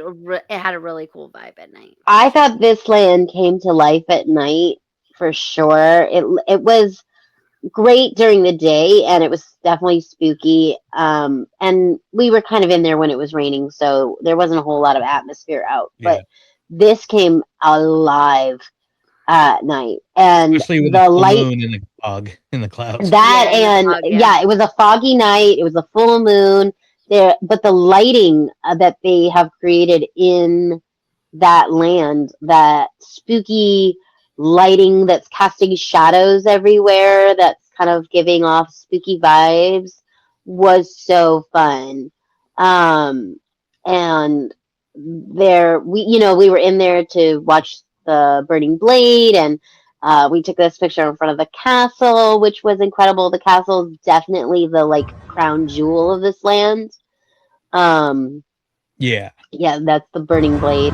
So the cool thing about this was I was the first night I was waiting to record, and it never happened. But this was when you guys were getting ice cream, and so I took a few minutes to get some video, but then it never did. So I went up and met you guys. And then I Googled, and Google said that they don't do it anymore because they couldn't get the effect going. And so okay, well, whatever. And I mean, if you're watching YouTube, you can see it right now. 3 of the blades got lit, not all 4, but it was still super cool. And I'll let Kelly, because she was at a different angle, so she got a slightly different experience with a cast member. But So but we were walking through the second day, and Courtney's like, "It's on fire!" So we're like, "Sweet!" So then. I could see it from the we were in front of the castle, and it's a little further back from the castle, so I could see it from where we were standing. I was like, "Joey, it's on fire!" Yeah, I was like, "What?" And I was like, "Let's go!" And we had just missed We had just missed that run of it. Like it was like the tail end of it. So I asked the about guy every at 10 to 15 minutes. yeah, there's a little quick service area, and I asked him like, how often does it light up? And he's like, I don't know if it's doing it. And I'm like, no, it literally was just. He's like, oh, okay, yeah, 15 minutes in. So, but a lot of people were waiting. But Kelly was waiting. Kind of, she went to sit down. Yeah, I went to sit down on the bench, which there was a couple benches out in front of the bar area where you walked into the bar, and so they had said about 15 minutes. So I was kind of like watching the clock, and I was gonna walk back over to you guys when it was kind of like time for it to like light up. But instead, like right before it was time, this guy came out of the bar. I mean, clearly a cast member, but this guy came out of the bar and was like, "Oh my gosh, have you heard? It's dangerous. It's too dangerous out here." And he played this whole skit about how everybody was in danger, and we needed to go away from the bar, and we needed to scatter. And there was a whole thing, and I didn't pull out my camera and film it because it was like, oh, I didn't even know this was happening. So, so I got a little bit of a side view of the burning blade, but I thought that was fun. Like they just come out and like give you a little skit for a couple minutes before it happened. It lets you know that it's happening. Yeah. So if you hear somebody say it's too dangerous, don't go over there, blah blah blah, then it's probably gonna happen in the next couple seconds.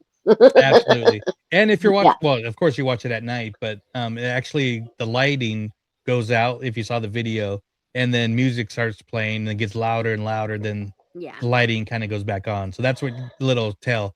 But like I said, this has two main attractions, two great attractions in my opinion. I'm going to start with the Curse of the Werewolf. This was the second one we went on. I knew it was a roller coaster that did a little spinny thing, but again, not too much about it. So, again, without too much spoilers, it has a little Everest to it. Yes, it does. And I'll just keep it at that. But I think it's kind of like an Everest Cosmic Rewind combination. Yeah. And you'll see long wait times, and basically because it's only two trains. So one's loading and unloading while one's going through. So yeah, we just happened to be really lucky.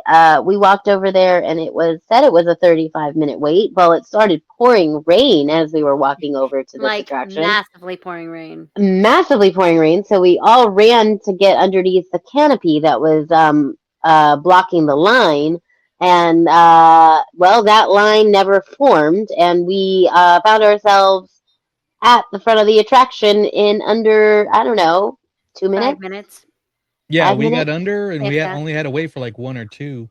Yeah, and so that was pretty cool. And that was when we met the cast member that told me that today was probably the best day to come because you will find the shortest wait times and also rain off and off, on and off. So he said it would be the shortest wait times all week, and he was probably correct because Thursday was much longer. But well, yeah, because then that line got up to like 75 minutes on Thursday. Yeah, and 75. We did 5. Yeah, we got really lucky. But because it was, well, by the time we got on the ride and they sent us through, it was no longer raining. But because of all the craziness, none of us truly caught the story of the werewolf. It was just kind of like chaotic. Yeah, it was just kind of chaotic, and but it was a fun coaster for sure, and there wasn't anything too scary. Yeah, I would have definitely ridden it again. It was a lot of fun, and like I said, this was the whole thing of going in blind. But yeah, but the big thing, the family coaster, so it's not too scary. Yeah, but the Frankenstein, that was well, Monsters Unchained was our second ride that we rode, and it was not really what Courtney wanted to ride at the time.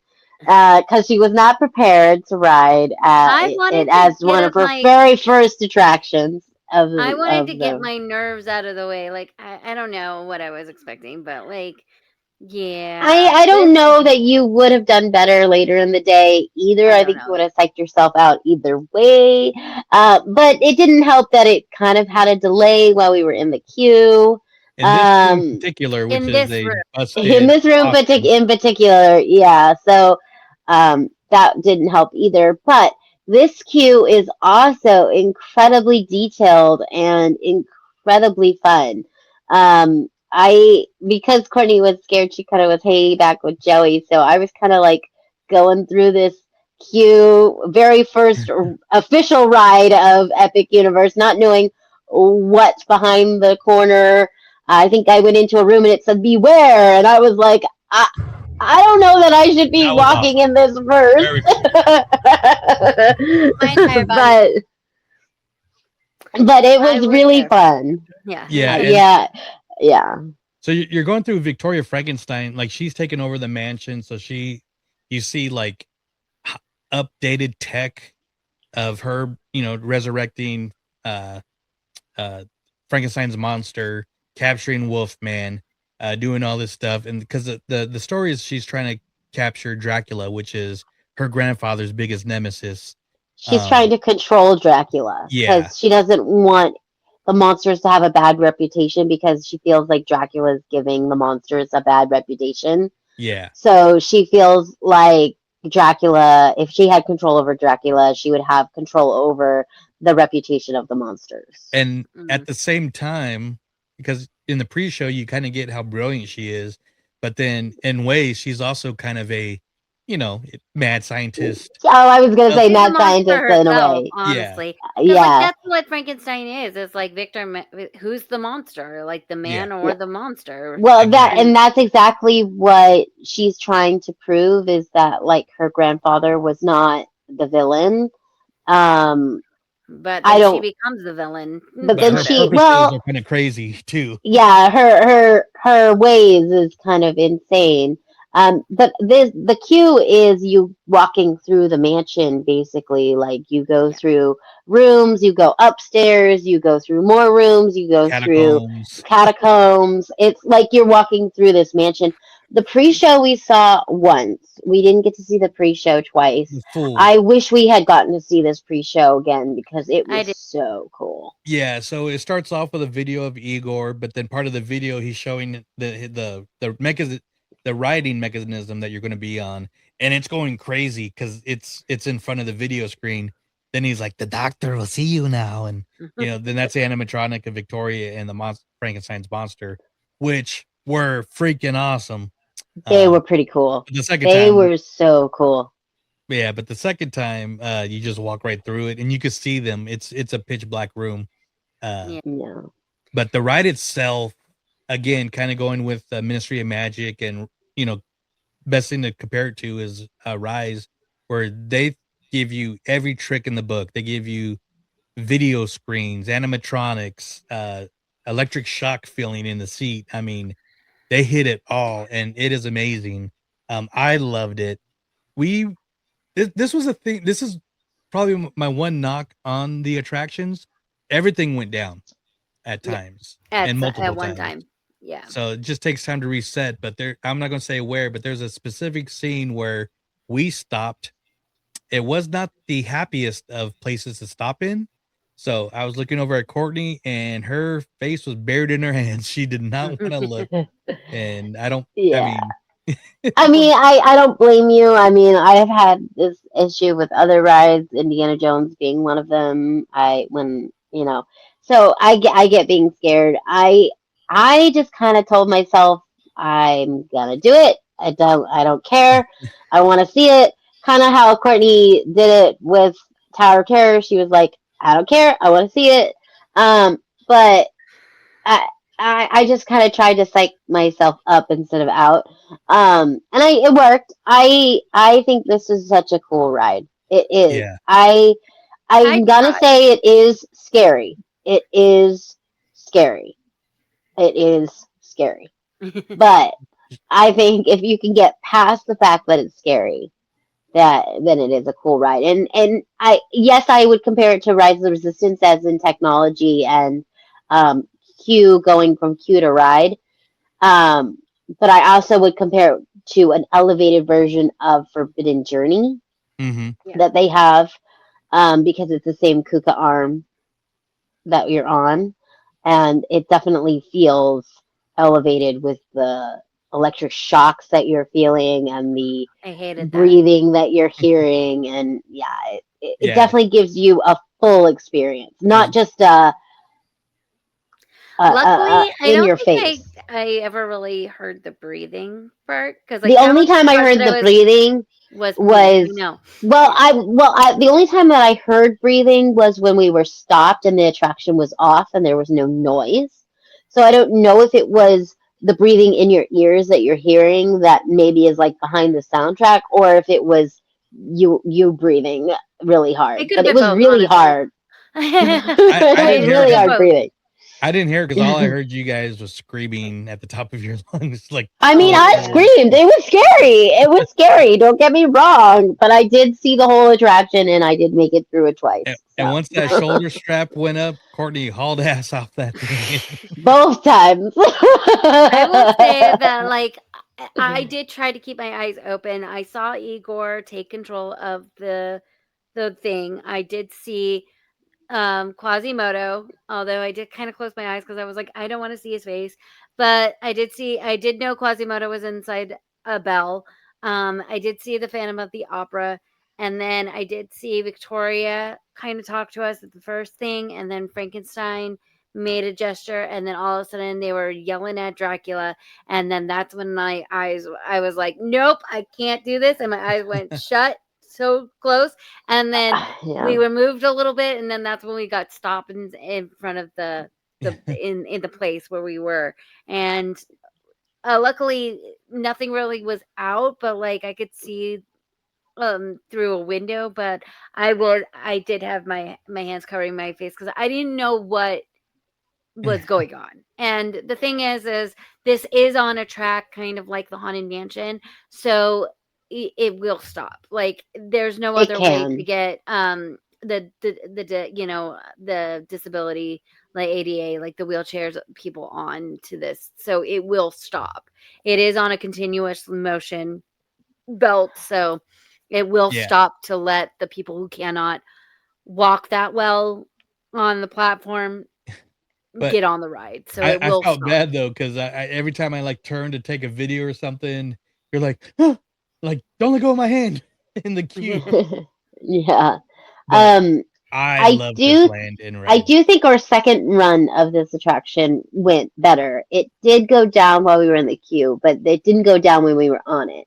Yeah. And it was a better timing wise at the end there with all the stuff coming at us, because I feel like our timing got a little off with our first round. On the first just with like maybe our things happening at certain times. But I definitely think our second run was better timing. I do think that the best like scare is the werewolf though. Yeah. So because like you're not expecting it at that moment, and it kind of flips you on your back to show you the werewolf.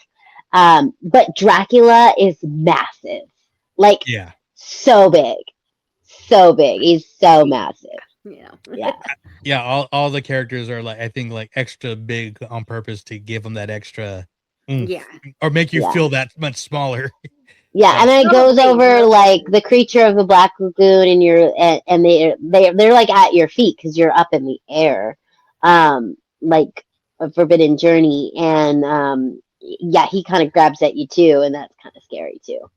But I loved it. I loved it.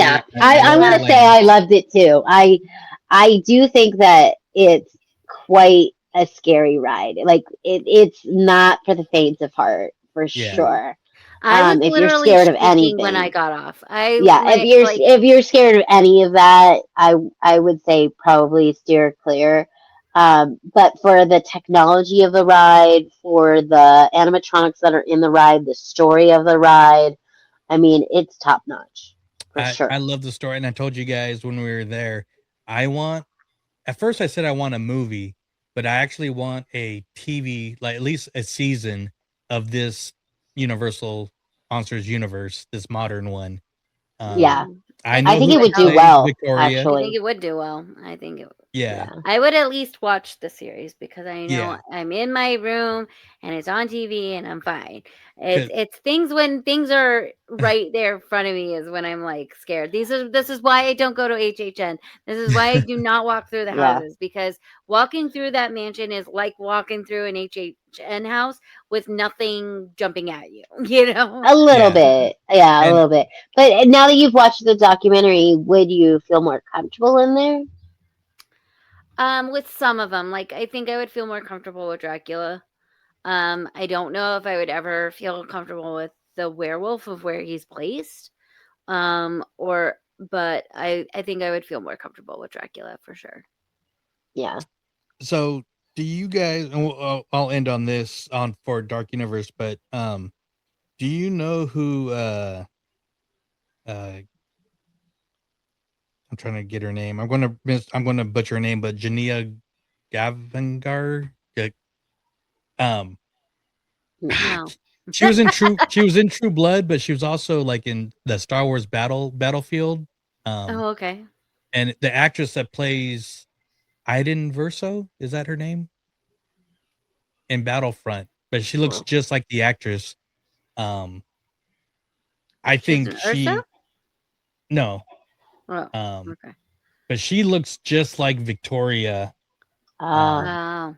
Do you think she would be able to play her? I think so. Series? I mean, that's who I would cast if. It'd be interesting for sure. For sure. Yeah. I think they've fleshed out a very good story, and if they are having interest in Universal Monsters, they for sure need to capitalize on it. Yeah. I mean, they already came up with the character. Why not? You know? Yeah, true. Yeah. Yeah, I'm pulling it up right now. Sorry, this is for But our YouTube. but you have to understand, like, I have an issue with the Wolfman from a very young age too. I mean, not too young. Oh, yeah, she does look like Victoria. Yeah, if they curled her hair and she could do it. Yeah. But I do have an issue with the Wolfman because when I went the first time I ever went to Universal Studios that summer of 2001, the Wolfman literally chased me. I do remember that. So I have always had an issue with the Wolfman. I don't like things chasing. Yeah, you've had a Wolfman chase you. By a chainsaw, and I have been chased by the Wolfman, and I don't even like horror stuff. Yeah. So, Well, we didn't get to eat there, but I want to try the steakhouse and even the Burning Blade Tavern. We did see Igor interacting with people, but it was very crowded. But we did see the Invisible Man a lot. He's really snarky. We didn't get to see Frankenstein or the Bride. Yeah. No. But we're almost at 2 hours again, and we got one more land. Like I said, Dark Universe was the one I was looking forward to the most, and the one I was looking forward to the second most, I think unanimously, was all of our favorite Portal, and that was, of course, the Isle of Berk. The Isle of Berk. How to Train Your Dragon. Holy crap. This was fantastic. And it is the biggest land. They did say in the documentary that they intentionally made this the biggest land. This one, while everybody else has like 2 to 3 attractions, this one has 6 attractions. Yeah, and this land was under a big weather delay the first day we were there, so we didn't get to do a lot of the attractions in this land. So when we started on Thursday, we definitely started in this land, and which is why we spent a lot of time in it on the second day. But we did eat at what was it? The Fire Grill. Spitfire. The Spitfire. Yes, Spitfire. Yeah, the Spitfire Grill, and it was actually very good. It was like chicken, it covered in a harissa sauce with some grains. Little dragons. And very filling. The little dragons, very filling. And the Brussels sprouts were so good, and I'm not usually a Brussels sprout person. Yeah. So yeah, we did this. My one disappointment was the ice dragon was not working. There was yeah, a few things that weren't working. Like we got in line to do fire drill and it broke down on us. And But I it mean, was just like in the atmosphere in general. yeah, ice yeah. In dragon the wasn't atmosphere, working. there was a couple things not working, but for the majority, everything kind of worked.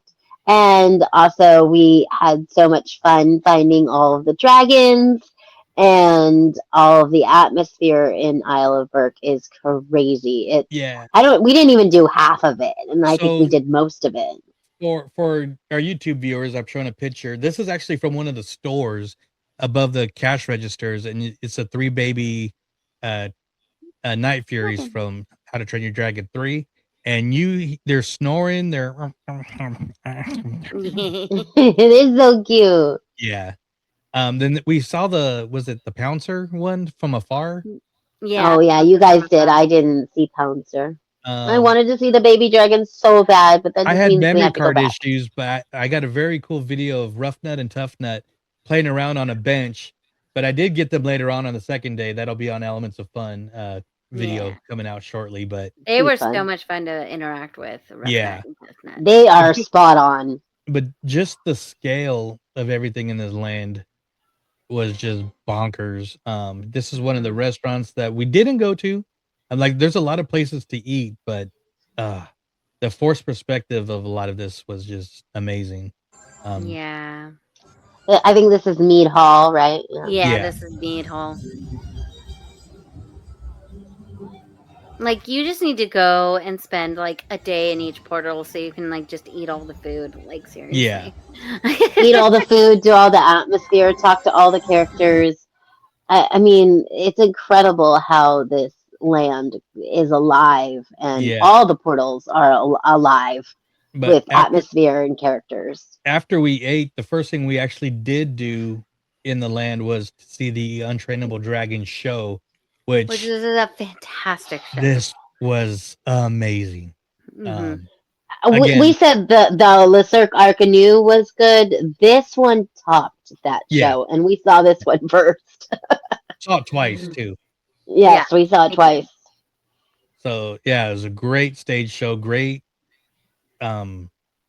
just starting off with the drums and then the characters and the puppetry, the puppetry music. Amazing. Yeah, the music was so cool, and then the puppetry and I don't know. I think you would call it an animatronic, but maybe not.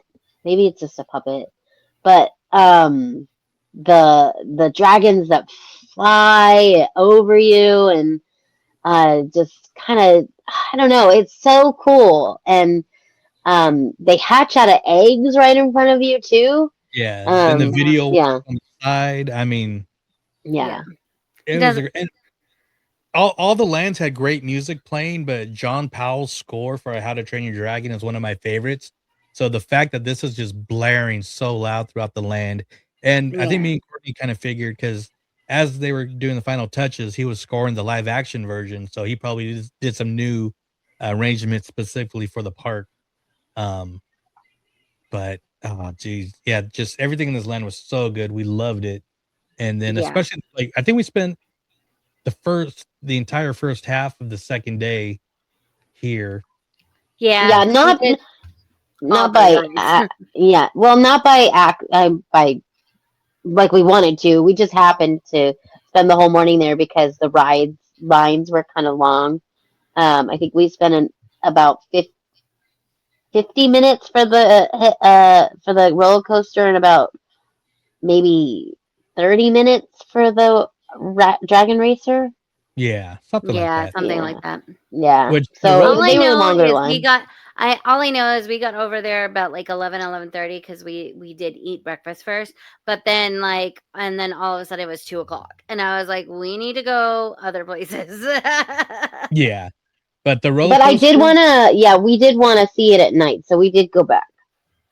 Yeah. So the roller coaster. I forget which one was which because all the rides sound similar. Hiccups Flyers is the roller coaster. And that's the one that kind of rocks and moves. Where you barrel roll. No, the barrel roll is Dragon Racers. Oh, that's Dragon Racers. I remember now. It's all good. But that was fun. And then the roller coaster was super fun. Yeah. A lot of stuff I didn't expect. Uh, I would actually ride that roller coaster like a few times. It was very surprising, pleasantly surprising how fun that roller coaster was. and it had Because it kind of looks like a kiddie ride or a kid's roller coaster, but it's very That is fun. and Toothless kind of sets you off before it takes off, which is He pretty does, cool. yeah. Very cool He does. Well, the whole animatronic. premise is that Hiccup is making inventions, but not all of them are ready yet. And so you're kind of flying amongst all the dragons in one of his inventions. Yeah. So it's very cool. So we went back at night because, first of all, this entire park is peak at night. Everything is just beautiful. Especially this little lagoon area, which is after you kind of go through the entrance. You guys went back because Kelly got a baby, Night Fury. I'll let her tell the story in a second. But I kind of went off on my own to get some, video of entering Super Nintendo Land, and I was gonna meet you guys back, and then you guys like, we're in line to see Toothless. It's only like 65 minutes, which only wound up being half of that. But when I wanted to get a picture of the lagoon at night, so when I was posted up here to take this picture, if you're watching on YouTube, I was, kind of framing it up, and I just hear, "What are you doing? What are you doing? Hey, what are you doing?" I'm like, "Who's this jerk trying to sneak? I don't know anybody here." I look around, and it's Rough Nut and Tough Nut again, and so I get my video camera, and we kind of do a little selfie interaction with the two of them, but they were brilliant, spot on from the movie. It was. I like that they were out at night. Because other places like characters go in at night, so that's awesome. Yeah, and then I met you guys to get a picture with Toothless and Hiccup, which was cool because by the time I got in line, Hiccup left, and then they had another random Viking come and kind of interact with the people, tell them how to talk to Toothless and don't go too quick and all that stuff. But then by the time we were, I think, 2 people deep to meet Toothless, Hiccup came back out. So it was perfect timing. Yeah. And this was one of the coolest character interactions. I got video game of Kelly. I still think about this interaction with Toothless and Hiccup. And he's it's so cool. massive, and he really He's feels magical. Like he's alive and magical and just there. It's just awesome. I like my pictures, and I think your pictures too. He totally cheeses for the camera. Yeah. Like he knows he's taking photos. He nudges your hand. He gets kind of close to your hand if you like just put it out, and he lets you pet him, and he lets you kind of scratch him, and he kind of says, "Oh, that feels good," like a dog would. And so, it's fun. And so on this part is because Hiccup's like, all right, so just go up slowly, and if he likes his head rub, he's got to get used to you. So I'm really interacting with Hiccup. I'm like, okay, I've seen this in a movie once, and kind of do what Hiccup did in the movie, and he's like, oh yeah, that's a great technique. He's just really hamming for it. But of course, Courtney. Well, I sent her first. I'm like, ladies first, and you could be the guinea pig in case he gets angry, which he didn't. No, he didn't. He was very nice. He's a nice dragon, and there he is cheesing. He's cheesing for the camera. Yeah, he literally opened his eyes and smiled. And I got video of Kelly's interaction, but he's actually like, I mean, he's making noises as he's making faces and stuff. And when you pet him, you feel him kind of like purring like a cat. Or yeah. And I was talking to Hiccup, and I was talking about. He's like, "Oh, what have you been doing today?" And I said, "Oh, we went on your Hiccup's flyers, and we went dragon racing." And he was talking about how cool that was, and he apologized that his inventions weren't ready or weren't good or whatever, and in one of the shops, like Joey mentioned, said that you can adopt a dragon. Yeah. And they have these mystery eggs that contain dragons that you can adopt. and there's a naming ceremony when you buy them.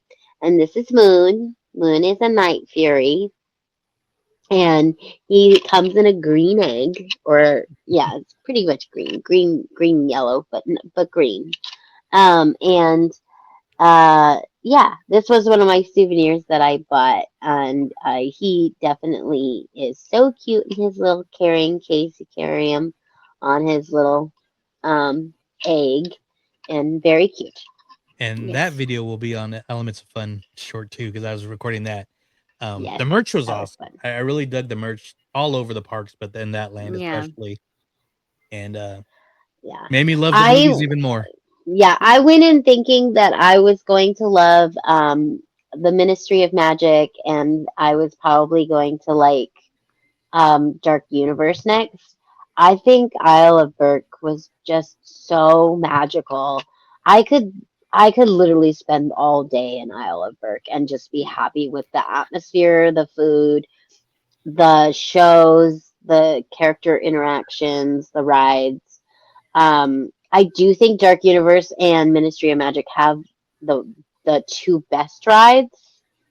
Um, but I do think Isle of Berk as a whole is my favorite portal. Yeah, super cool. Look like you would say something, Courtney. Sorry. Oh, no, it just, I definitely was thinking that Ministry of Magic was going to be my favorite, but Isle of Berk really took me by surprise. I loved the show, the atmosphere. It definitely had the most characters out when we were there. Like I said, I don't know if it was just our timing of how we did stuff, or especially the first day, it was the rain that kept the atmosphere characters away. But it seemed like Burke didn't care. Burke, Yeah, the characters they're were out Vikings. regardless. They're used to Yeah. the rain.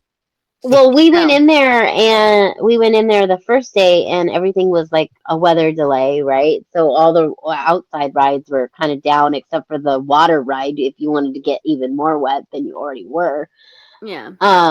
Which we and did people get in were line for, but it yeah, went we down. did, but Oh, yeah. oh Okay. Oh, yeah, I was gonna say, yeah. while we were in the queue, we actually did see them testing the flying dragons that Yes. have been a Oh, little iffy since they've been in yes, the park. So that was yes, cool. the flying dragons, like the drone dragons. Yes. Those were cool. But I was also gonna say, like, but we still found stuff to do with the rides being closed. So, like the land, even though it has the most amount of rides, there's still so much to do on the land that isn't anything to do with those rides. Yeah. And that's what I was gonna say is like Yeah. I think that it just is so alive in that land, without overstimulating you, because of course Super Mario Land is very much alive and kinetic, but I think sometimes that can be really overstimulating. Yeah. Because by the time we were in that land for like, I don't know, maybe an hour, I was like, okay, I'm kind of done. But even with the Donkey Kong, like I said, the drums were just like boom, boom, boom, boom, boom, boom. Yeah, it was a lot. It was a lot. So I think Isle of Berk, it takes that sereneness that's in Celestial Park and puts it in this Dragonland. Yeah. And I think I could sit and watch in Isle of Berk for a very long time. Like I could just sit and watch people around me. Like the vibes are high. It's a good vibes land. But Absolutely. Well, dang it, ladies, we did another 2-hour show. I didn't want to. this is why we had to break it up, because our trip was 9 days long, and it's a brand new park. So This was a Yeah. perfect way to end a Merry Christmas and a Happy New Year. Yeah. Yes. This park was amazing. Like I've said this numerous times on the show. When they first announced it was going to be Epic Universe, I'm like, that is such a stupid name. But then the more they revealed, I'm like, okay, that's the only way it could be named, because it looked on video and concept pretty epic, and then walking through it I would call it freaking Epic Universe, because yeah, it there are really no was. words. I was trying to find other words to describe it to people, because we've been back for a week, and I've tried to show people, the pictures and talk about what my experience was like stepping into a brand new theme park with brand new portals and IP and lands and rides. And it's so, the right word is epic. It's so epic. And while things are magical and everywhere you turn there's lights and it's beautiful and it just feels like a different park. It doesn't feel like it's trying to be anything, like Joey said. It doesn't feel like it's trying to be anything else Universal either. It just is epic. It is epic itself. And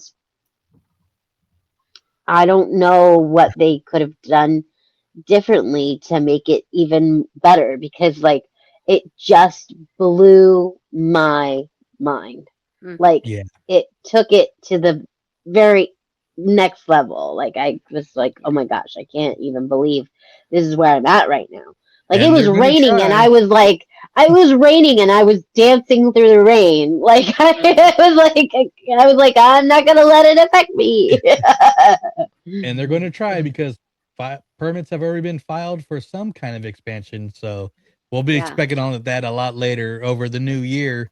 But even walking out of Kronos all lit up, I mean, perfect way to go into a park and perfect way to leave it, was this specific beautiful entrance and exit.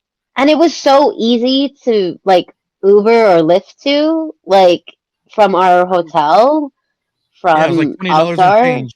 Lyft. Yeah, it was like $20 and change to Lyft there, and they drop you off pretty much right at the front of the park.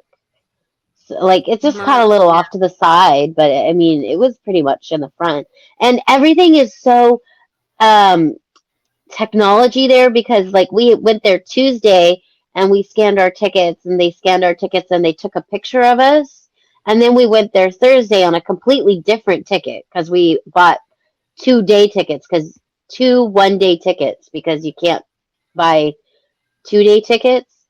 And they didn't even scan our ticket the second day. They just scanned our face. Yeah.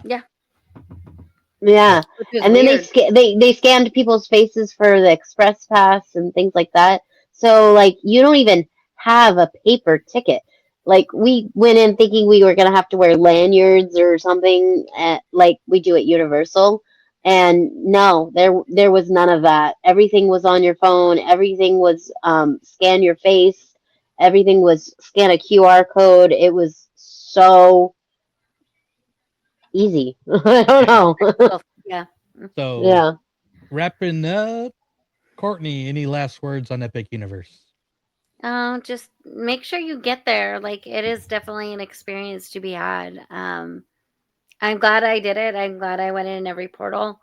Monsters scared me, but Mummy scares me too. So, and I still ride that with my eyes closed. So it's just, do it. Just go. I also want to say their hours are a little odd, because we thought they opened at 9, but they open actually at 10 for people that are not on property. And they close at 10.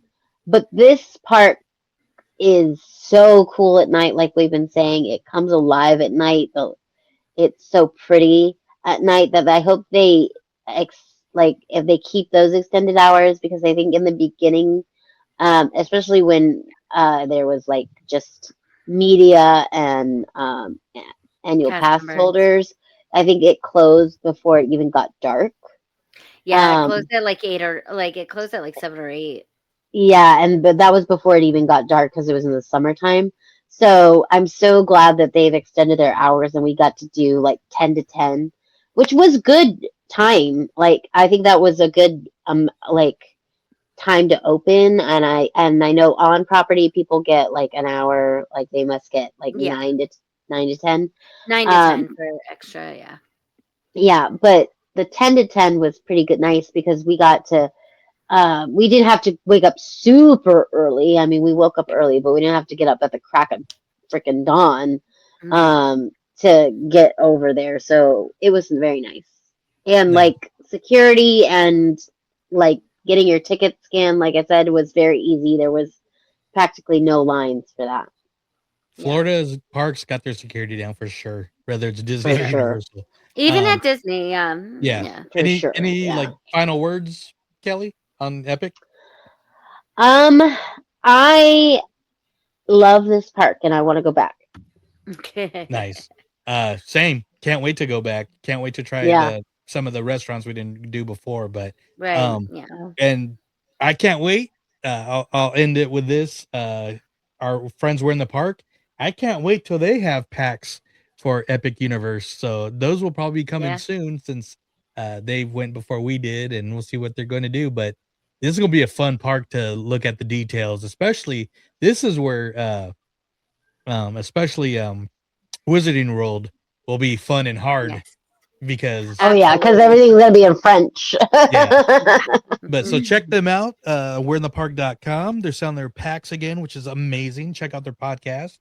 We love their podcast. I always say it's fun and educational. Thank you guys for listening to another massive 2-hour episode of Extra Magic Hour. We only do Epic Universe for the first time once, so exactly. Hope you enjoyed the show, and let us know when you guys get going. It's gonna be a lot of fun. And since we talked so much about a Universal Park, let's take you out with a Disney outro, and I will say Merry Christmas, Happy New Year, and we'll see you in 2026. Yeah. Happy holidays. Happy holidays.